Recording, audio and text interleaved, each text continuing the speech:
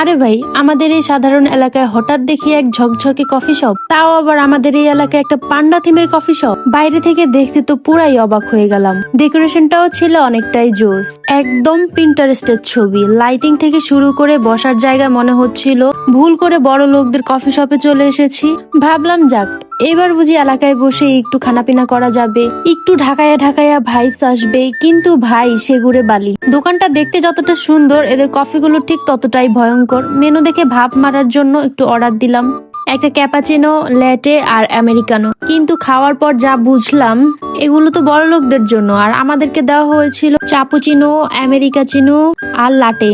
গ্লাসের উপর ফেনা দেখে মনে হচ্ছিল কেউ সার্ফ এক্সেল দিয়ে ফেনা বানিয়েছে। কফি খুঁজতে গিয়ে দেখি ফেনার নিচে এক চিমটি তেতা পানি লুকিয়ে আছে।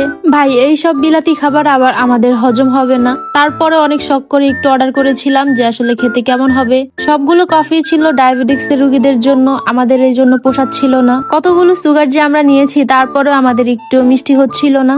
ভাব দেখাতে গিয়ে কতগুলো টাকা যে এখানে ওয়েস্ট করেছি, এখন টাকা তো উসুল করতেই হবে, তাই সম্পূর্ণটাই তো খেতে হবে। হয়তো আমাদের এখানে অনেকের কাছে এগুলো ভালো লাগতে পারে, কিন্তু আমার কাছে এটা ছিল একদম ওয়েস্ট। আই থিঙ্ক এদের লাচ্ছি বা জুস গুলো অনেক ভালো হতে পারে, আমার এখনো খাওয়া হয়নি তাই জানি না। আর এদিকে হচ্ছে যে আমাদের আমেরিকানো দেখতে মনে হচ্ছিল যে একদম রং চা। দোকানটা দেখতে অ্যাস্থেটিক হলেও কফিগুলো ছিল জমের মতো তিতা। মালিককে বলতে ইচ্ছে করছিল, ভাই এই সুন্দর সোফা আর লাইট গুলো কি আমি চিবিয়ে চিবিয়ে খাবো? আর এখান থেকে আজকে খেয়ে যাওয়ার পরে মনে হয় না এত টাকা খরচ করার পর রাতে আর আমার ঘুম আসবে। জীবনে লাভ লস নাই, পুরোটাই লস।